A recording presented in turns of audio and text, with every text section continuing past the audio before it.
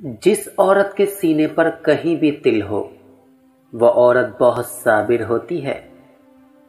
औरत एक ऐसा बिच्छू है जो लिपट भी जाए तो उसके जहर में लज्जत है। आजकल के दौर की मोहब्बत सिर्फ हवस पूरी करने की है। जब तक जिस्म मिलता रहेगा मोहब्बत होती रहेगी। एक बार इनकार और मोहब्बत खत्म। वो औरत नफ्स की लज्जत के पीछे भागती है जिसका शौहर उसे उस लज्जत से महरूम रखे।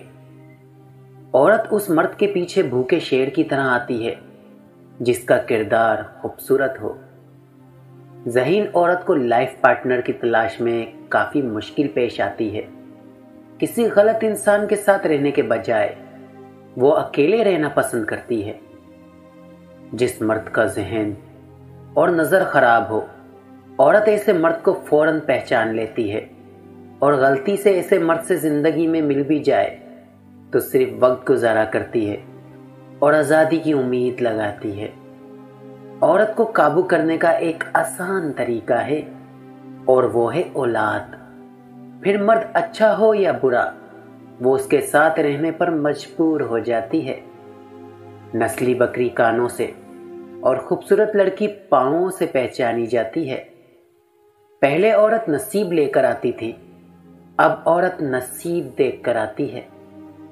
जिस औरत में एक निशानी देख लो तो समझ जाओ वो तुम पर आशिक हो गई है, मगर छुपा रही है।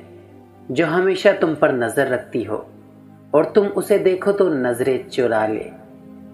हमें टमाटर, आलू, प्याज और बादलों में लफ्ज अल्लाह तो लिखा नजर आ जाता है, लेकिन पाँव में पड़े अल्लाह के बंदे क्यों नजर नहीं आते।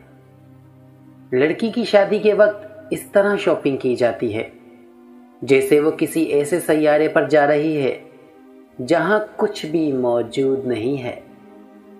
जो औरत शादीशुदा होकर भी गैर मर्दों से लज्जत उठाती है वो अपना घर नहीं बसा सकती, क्योंकि जब हराम की लत लग जाए तो हलाल की लज्जत खत्म हो जाती है। एक हकीकत कोई माने या ना माने, नामहरम लड़की से नफसानी ख्वाहिशात से पाक मोहब्बत कोई नहीं कर सकता।